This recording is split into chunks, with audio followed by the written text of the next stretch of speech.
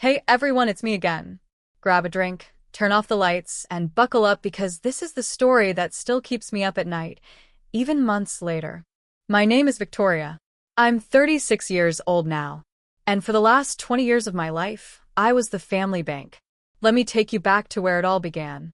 I was 16 when my grandfather, my mom's dad, sat me down in his study. He was dying. Cancer. Stage 4. He smelled like old books and the peppermint candies he always kept in his pocket. He held my hand with his thin, shaking fingers and said, "Victoria, you're the only one in this family who has ever had a spine. Your mother is soft. Your sister is spoiled. Your father, well, he follows whoever cries the loudest. I'm leaving everything to you. The houses, the investments, the offshore accounts, all of it. But there's one condition."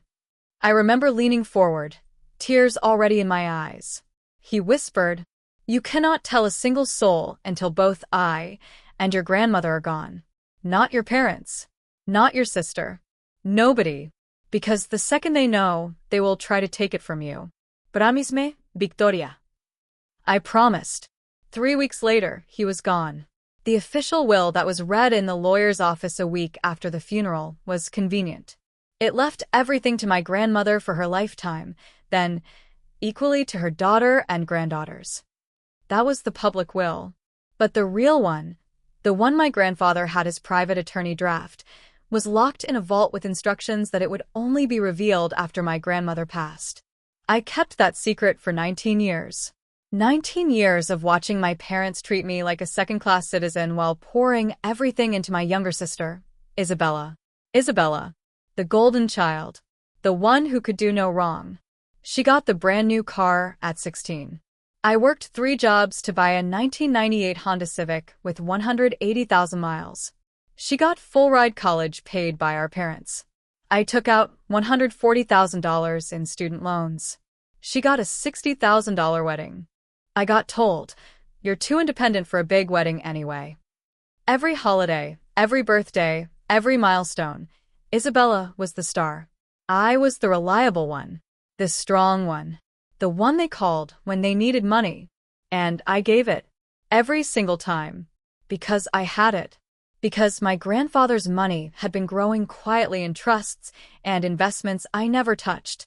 By age 35, it was worth $14.7 million. I never said a word. Then last year, my grandmother passed. The day after the funeral, my parents called a family meeting. I knew what was coming. We sat in the living room of the house I grew up in. My mom was crying.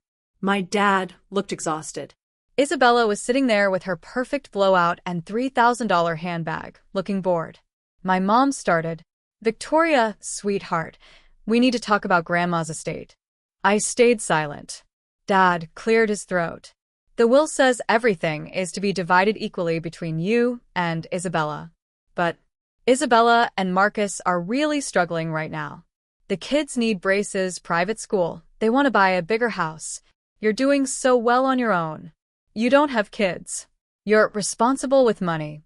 Isabella finally spoke, voice dripping with fake tears. "Vic, please. You know I've always been the one who needed more help. You're so strong. You don't need it like I do." I almost laughed. My mother reached over and squeezed my hand. "Sweetie, don't be selfish. Family helps family. We're giving Isabella your share too. It's only fair." I looked at my father. He wouldn't meet my eyes. I looked at Isabella. She was smirking. Just a tiny little smirk. That's when I stood up. I smiled. The first real smile I'd had in years. "Okay," I said calmly. No, interrupta. You're absolutely right. Family helps family. I'll have my lawyer handle the transfer immediately." Isabella's eyes lit up like Christmas morning. My dad finally looked at me, confused. I walked out. That was Monday. On Wednesday morning, at 10 a.m. sharp, a black Mercedes pulled up to my parents' house. Out stepped Mr. Harrington, my grandfather's private attorney for 40 years. The man who had been paid $50,000 a year just to keep his mouth shut until this exact moment. He was carrying a leather briefcase and a very thick folder. My parents opened the door, confused. My mother, Can I help you? Mr. Harrington. Good morning.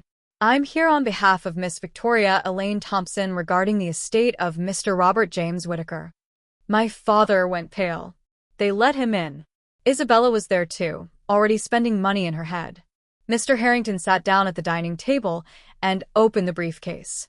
He pulled out the real will, the one that had never been filed in probate court, the one that left 100% of the estate, $14.7 million, 3 properties, and a commercial building, to me, with one ironclad condition. Under no circumstances shall any portion of this estate be transferred, gifted, or loaned to my daughter Margaret, her husband Daniel, or my granddaughter Isabella, directly or indirectly, during Victoria's lifetime or after her death. My mother screamed. Actually screamed. Isabella started crying. Real tears this time. My father just stared at the document like it was written in another language. Mr. Harrington continued, voice calm and professional. Furthermore, any attempt by the aforementioned parties to contest this shall result in them being permanently disinherited from any future trusts or addendums, and Victoria will be granted immediate restraining orders. He then pulled out bank statements, investment reports, property deeds, all in my name, all untouched, all mine. Then he pulled out something else, a letter, in my grandfather's handwriting. Mr. Harrington said, Victoria asked me to read this aloud. He began, to my daughter Margaret, her husband Daniel, and my granddaughter Isabella. If you are hearing this letter, it means you have done exactly what I predicted you would. You have tried to take from Victoria what was never yours to begin with. You have called her selfish. You have guilt-tripped her. You have treated her like a resource instead of a daughter, a sister, a granddaughter. Let me be perfectly clear. Victoria earned every penny of this estate. Not because she kissed ass. Not because she cried the loudest. But because she is the only one of you with integrity. The only one who never asked for a dime. The only one who would have survived without it. I watched all of you for decades. I saw how you favored Isabella from the day she was born. I saw how you ignored Victoria's achievements and punished her independence. I saw you use her as an ATM the moment you realized she was successful.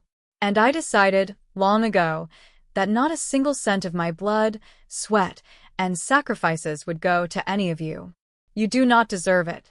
Victoria does. And if you ever try to guilt her, harass her, or drag her name through the mud again, she has my full permission to cut you off completely. No Christmas cards. No funerals. No contact. Nothing. You made your bed. Now sleep in it. With disappointment, Robert James Whittaker. The room was dead silent. My mother was sobbing uncontrollably. Isabella was screaming. This is fake. This can't be real.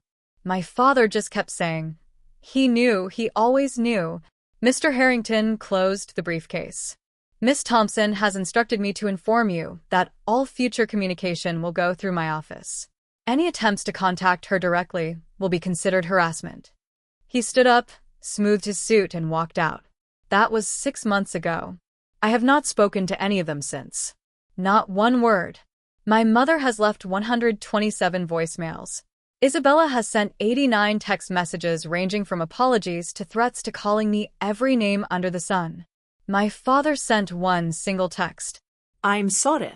We were wrong. Please call me. I didn't. I moved to a new city, bought a beautiful house on the ocean, adopted 2 rescue dogs, started therapy, and for the first time in my life, I am free. To the parents who think favoritism doesn't have consequences. To the golden children who think the world owes them everything. To the scapegoats who are reading this right now, crying in their cars or their bedrooms, feeling like they're worthless. Listen to me. Your silence is not weakness. Your kindness is not stupidity. Your patience is not permission. One day, the truth always comes out. And when it does, let the lawyer deliver the real shock. Because some revenge isn't loud. It's legal. It's quiet. And it's final. This is Victoria, signing off. And I have never, ever, felt more peaceful in my entire life. Hey everyone, it's Victoria again. If you watched part 1, you already know how the lawyer dropped the bomb on my parents and Isabella 6 months ago. The real will. The letter from Grandpa. The total disinheritance. I thought that was the end. I was wrong. They didn't just cry and apologize. They got angry. Really angry. Within 2 weeks of Mr. Harrington walking out of their house, my phone started blowing up with unknown numbers. Process servers, law firms, family mediators. I blocked them all and forwarded everything to my attorney. Then the lawsuit arrived. Certified mail. Thick envelope. Isabella Whitaker versus Victoria Elaine Thompson. Petition to contest will and allege undue influence, fraud, and breach of fiduciary duty. They were contesting Grandpa's private will, claiming I manipulated him in his final days, that I unduly influenced him to cut them out, that the will was invalid because Grandpa was not of sound mind due to pain meds. And the cherry on top, they wanted the court to declare the public will, the one splitting equally, as the valid one and give Isabella my entire share retroactively. They even threw in emotional distress damages against me for traumatizing them. I laughed so hard I cried when I read it. Mr. Harrington called me the same day. "Victoria," he said, voice steady as ever, "this is a Hail Mary. They have zero evidence, but they're betting on dragging this out for years, hoping you'll settle just to make it stop.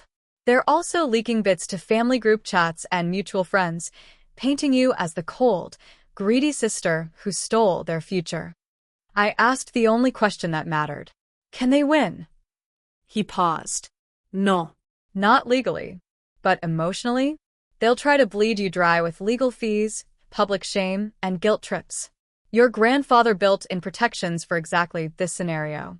There's a no contest clause. A very strong one. I remembered Grandpa mentioning it vaguely years ago, but I never read the fine print.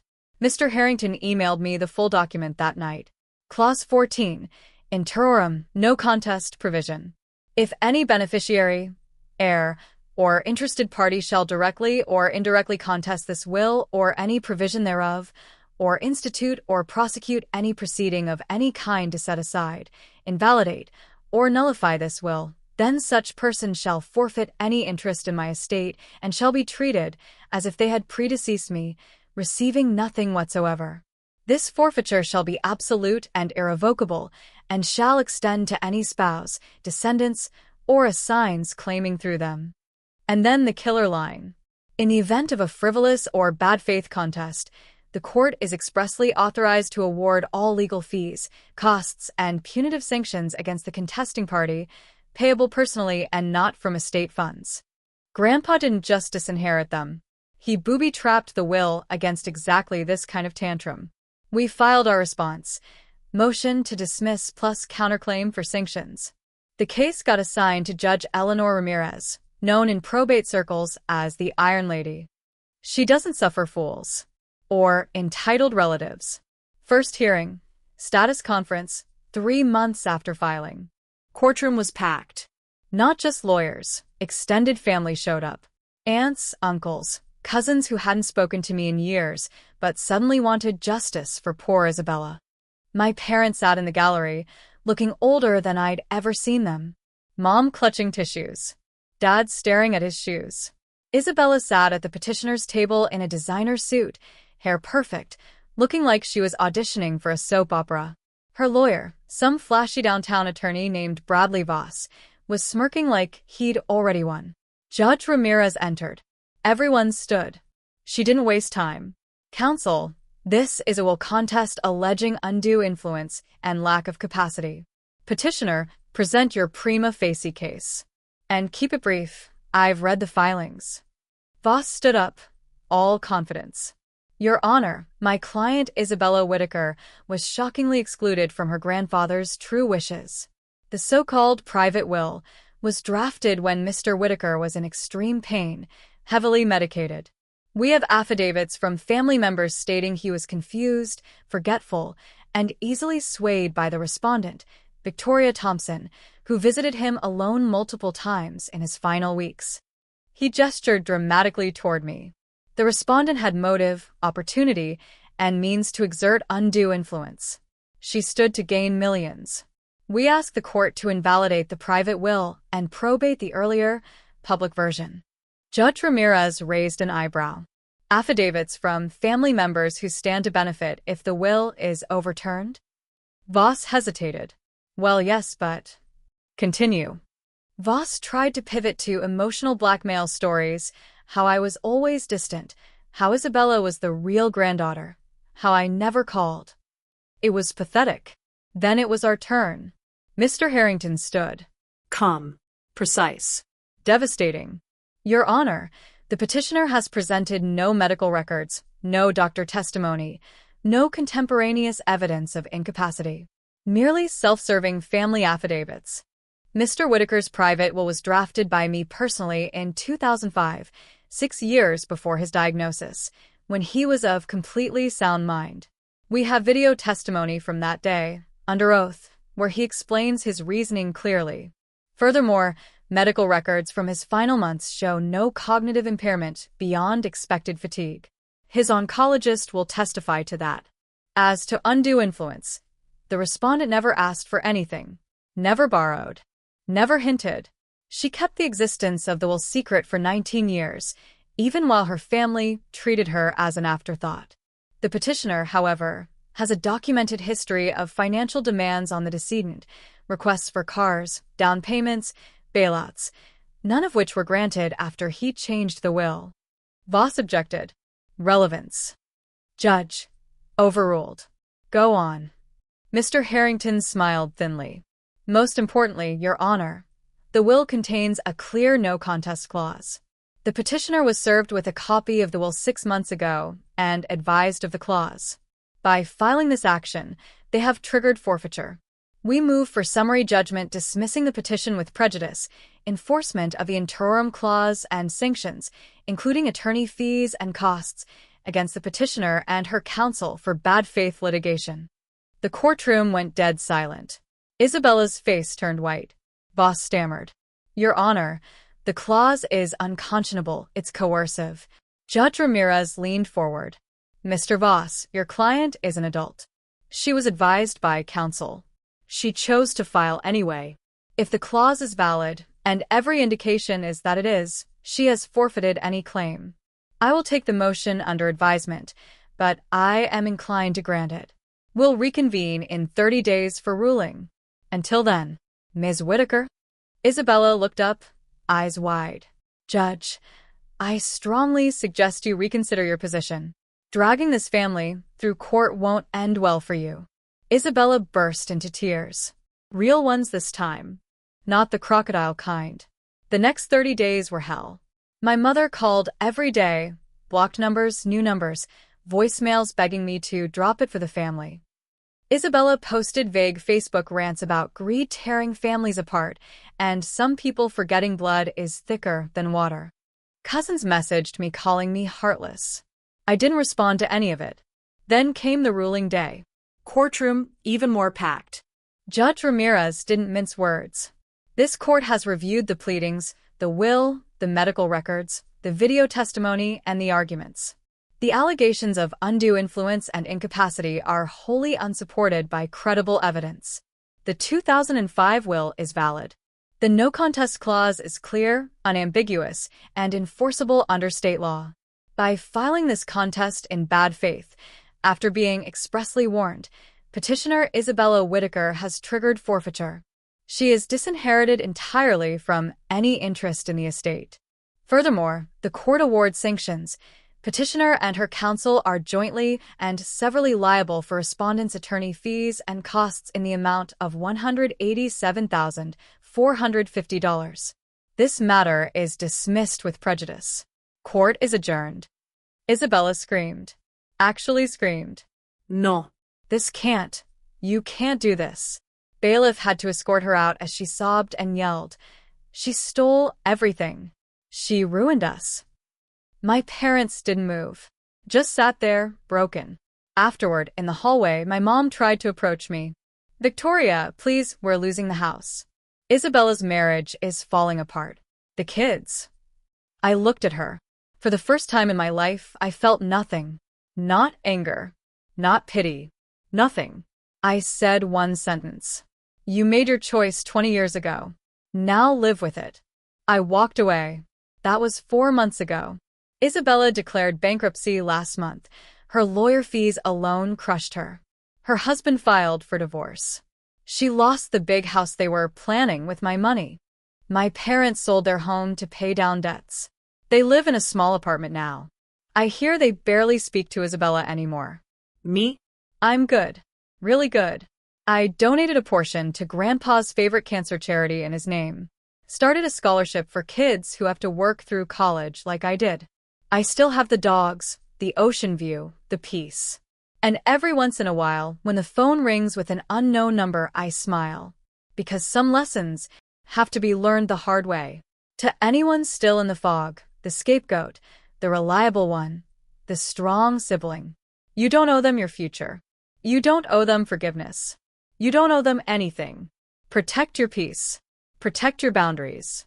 And, if they push too far, let the judge read the clause out loud. Because real justice isn't always loud. Sometimes it's a gavel. And it's final. This is Victoria. Still free. Still healing. Still winning. Hey, everyone, it's Victoria. Back again. If you've been following parts 1 and 2, you know how it ended.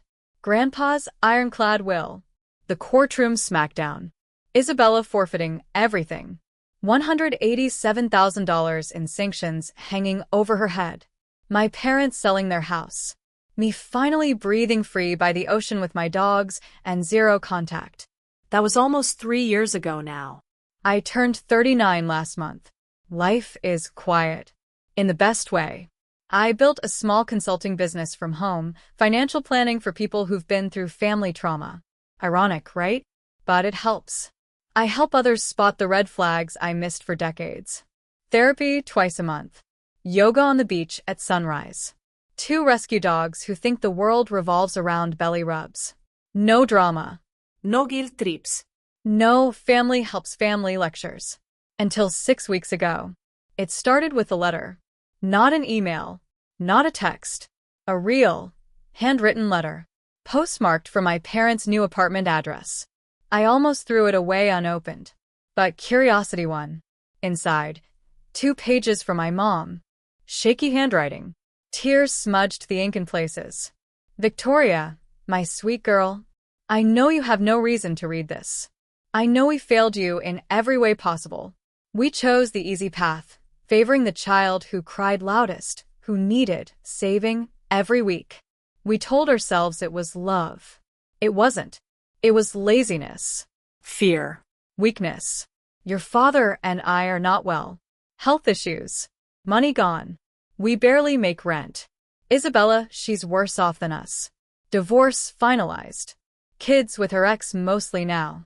She's living in a studio apartment, working 2 jobs, still paying off those lawyer fees from the court case.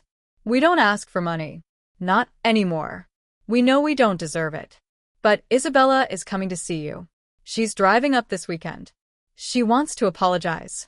Face to face. She says she's changed. She's in therapy. She's sober.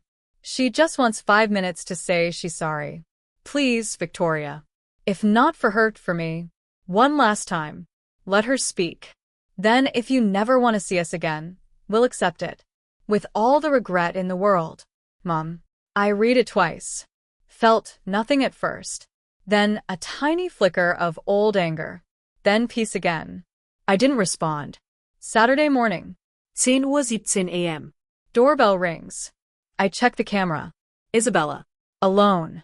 No makeup. Hair in a messy bun. Jeans and hoodie. She looks small.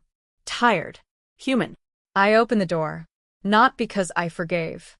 Because I wanted closure on my terms. She starts crying the second she sees me. Vic, oh God, you look good. You look happy. I don't invite her in. We stand on the porch. Dogs barking inside. What do you want, Isabella? She wipes her face with her sleeve. I'm not here for money. I swear. I know I don't deserve a cent. I know what I did, what we all did, was unforgivable. I came to say I'm sorry. Really sorry. Not the fake tears from before. Not the family first bullshit. I was jealous. Entitled. Cruel. I hated that you were strong, independent, that Grandpa saw it, that you didn't need us. I spent years blaming you. Then the court, the judge reading that clause. I hit rock bottom, lost the kids' respect, lost my marriage, lost everything. I've been in therapy 18 months now. I'm learning why I am the way I am. I'm trying to be better. For my kids. For myself. I don't expect forgiveness. I just needed you to hear it. In person. From me. Silence. She looks up. Eyes red. I also wanted to tell you. I'm proud of you. You survived us. You thrived. Grandpa was right. You were always the strong one. I let her words hang there. Then I spoke. Calm. Even. Thank you for saying that. I hear you. I believe you're sorry right now. Maybe you'll stay sorry. Maybe you won't. That's not my burden anymore. But let me be clear. There is no money. No loans. No, just this once. No for the kids. No future holidays. No family group chats. No, we're still sisters. You don't get to show up after 3 years of silence, after suing me, after calling me every name online, after trying to destroy what Grandpa built for me, and think 5 minutes and tears erase it. I protected myself. I protected his wishes. I protected my peace. You don't get access to any of it. She nods, sobbing quietly now. I know. I had to try. For me. Not for anything else. I step back toward the door. Goodbye, Isabella. Take care of yourself. Really. I close the door. Lock it. Lean against it for a second. The dogs jump on me. I laugh. Real laugh. That night, another letter arrives, FedEx this time. From my father. Shorter.